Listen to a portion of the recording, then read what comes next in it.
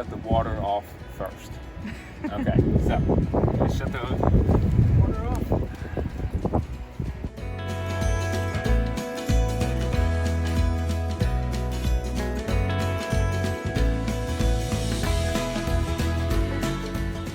Hey everybody, and welcome back to Why Wait? What are we doing today? Yearly maintenance. Time to change out the hot water heater anode rod. And if you don't know what that is, stick around, keep watching because, well, it's kind of important, it's an easy fix, and I'll show you everything you need to know to get it done. Okay, today's Friday, so what does that mean? It means we're gonna look for Freddy. That's right, Freddy's the crab at Coastal Breeze RV Resort. Every Friday he's hiding in a new spot, huh? Yep. Okay, let's go see if we can get him, okay? Yep.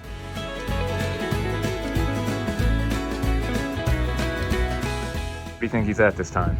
I don't know, but I'm gonna go get you by the little dock. Out by the dock over there? Yeah.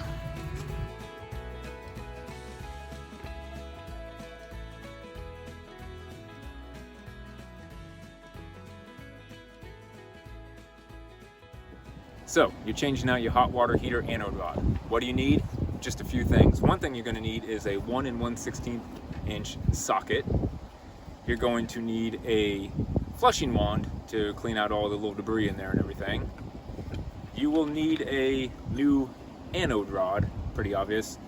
These are very cheap, $7-10 on Amazon.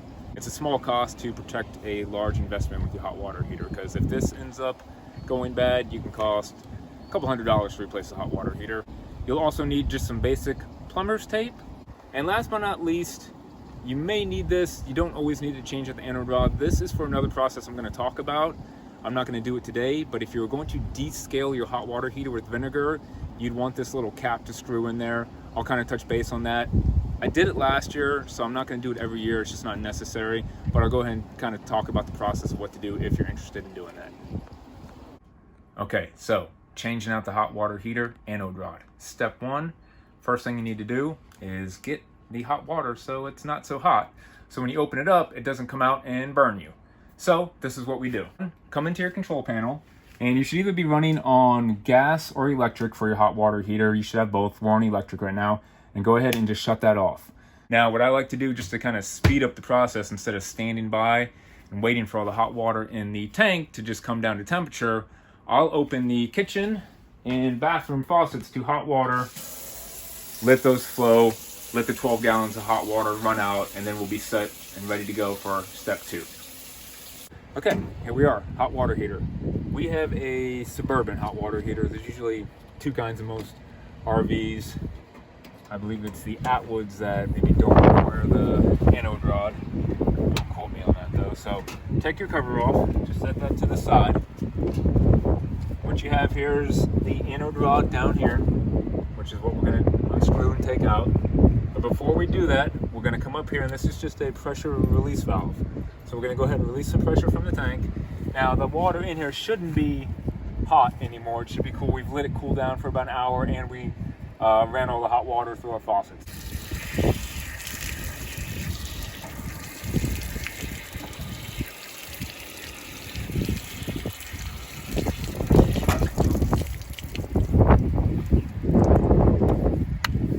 Shut the water off first. Okay, so let's shut the water off. Alright. Step two is shut your water off first. That way you don't have water continuously trying to fill the tank. Because when you got city connection and your water's hooked up, the first place it goes is your hot water heater. So we got the water shut off. We can release the pressure.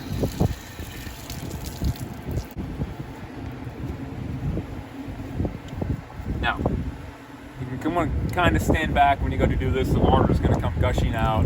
Again, that's why we want to make sure the water's not hot in there anymore, which it shouldn't be.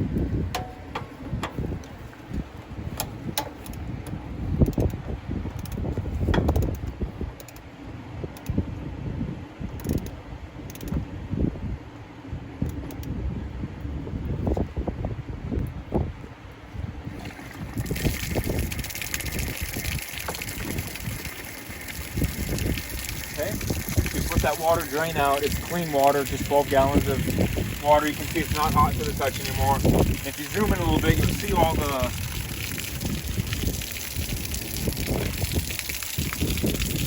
little pieces of what used to be the anode rod coming out. Anode rods. Brand new one and old one. We changed ours out almost exactly a year ago. So we are a family of 3. We do have a washer and dryer on board. We also run a water softener. So this is what ours looks like after a year. Still a lot of life left in it, but it's something you definitely want to change out every year. It's just good practice. What is happening is I believe it's called the electrolysis process is eating this up instead of eating up your insides of your hot water heater. So old one, new one, easy cost, $7-10 on Amazon. We'll put a link down below for these. This is what you want to switch out. Now that we got all the water drained out of there, you're going to want to hook your flushing wand up to a hose. Just a basic little flush wand. It has its own little valve on it, and you can see it's going to blow out the water. And we're going to stick this in here, turn it on, and this is going to get all the debris that's down there. You want to get it in. You can see it coming out if you want to kind of zoom in and just see all the little bits and pieces that come out while we do this. And you want to move it around, turn it around, get up in there really good. Just get it cleaned out the best you can. It's a few minutes. You can see the water's kind of dirty.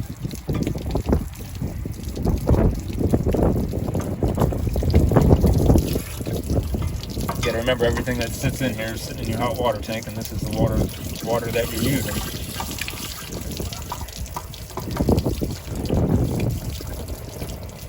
Now, you'll have to excuse the Texas winds here.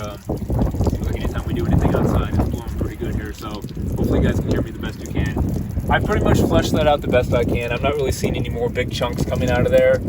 I'm sure if you were to stick a small camera in there, you'd still see some stuff, but you want to just get it cleaned out the best you can. Now, the next step, if you wanted to, and I do recommend doing this maybe once every 2 years, would be a process called descaling the hot water heater.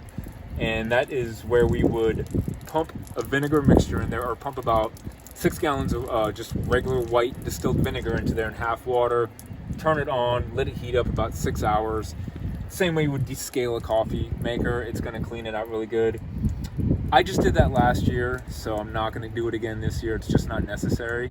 If you were going to descale the hot water heater, with the Nautilus system here, you would easily be able to just take a bucket, put the vinegar in it, pump it right up, siphon it in, because the first place it's going to go is into the hot water heater, and you'd want to fill it back up, turn it on again, let it sit overnight and do that.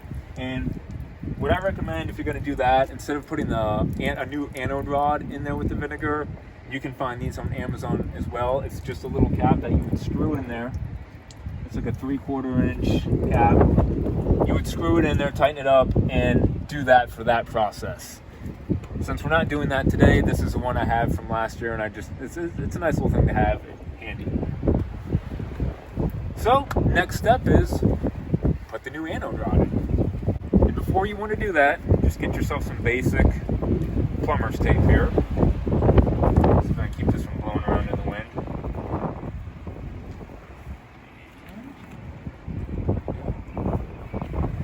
And you want to just take a few turns, nice and tight. Oops, and there she goes. There's the wind. That's the wind. And that's pretty much going to be the end of that one, because those things are hard to roll back up, but I have a few of those. Okay, so fresh tape, get it back in here, kind of make sure your hole's clean.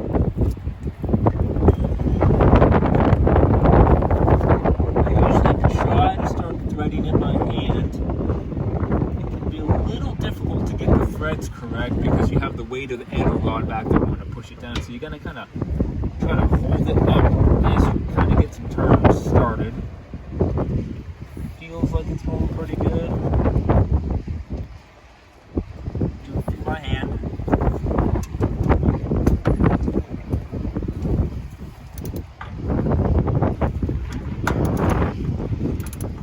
And tighten it back up.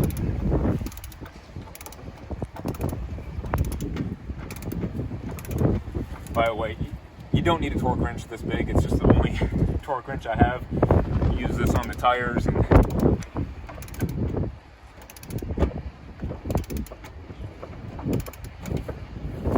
get it to where it's nice and snug. Okay, once you got the anode rod, the new one in there, nice and tight and snug, you always want to come in here and kind of just check things out anyways. I like to just go ahead and dry this out just the best you can with some old rags, some shower towels. I kind of check everything out, check for spider webs, check for, when you're in there, check for wasps' nests. And in fact, you might have noticed when I opened it up, I had these sitting inside there. These are actually just a part of a cat flea collar. And I'll leave usually a piece sitting up here and a piece down here. And I was a little skeptical at first, but when we were camping in this one campground, we had tons of wasps. They actually kept going in here. So I did a little research and I read, someone said, hey, you know, cut up a cat flea collar, and I guess the wasps don't like the smell, it prevents them. So put this in there, and I'm not gonna lie, ever since those have been in there, I never had a wasp problem, or never found another one, saw another one going in there. Because I used to just be able to stand out here and just watch them go in there trying to make homes. So another little recommendation, once you got it all cleaned up, you're happy with everything, the new anode rod is in, where you're just going to turn the city water connection back on.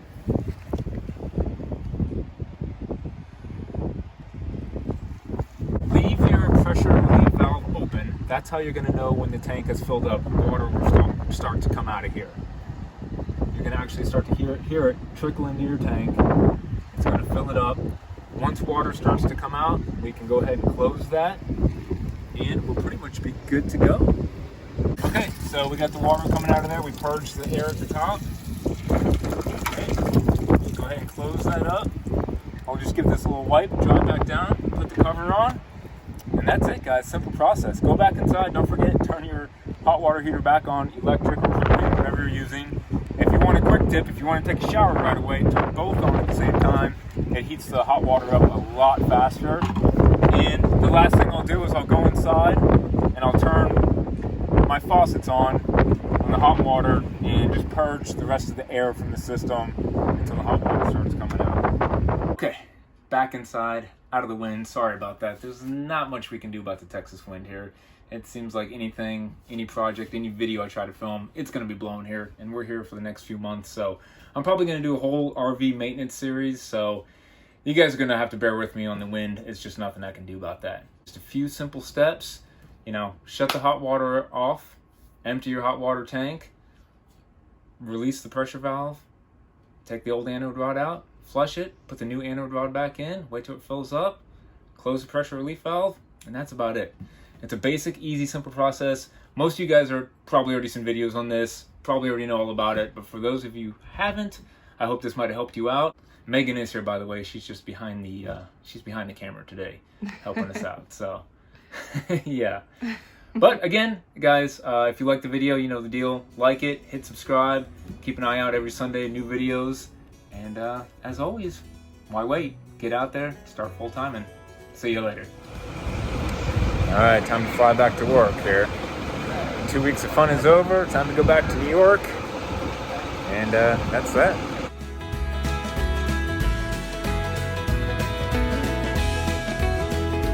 Officially say that the 34-minute countdown to Houston has begun. If you'd like to watch our movie, it is outside. Just look out the window. The movie is called Sunset at 20,000 feet. I think you'll like it. Welcome to the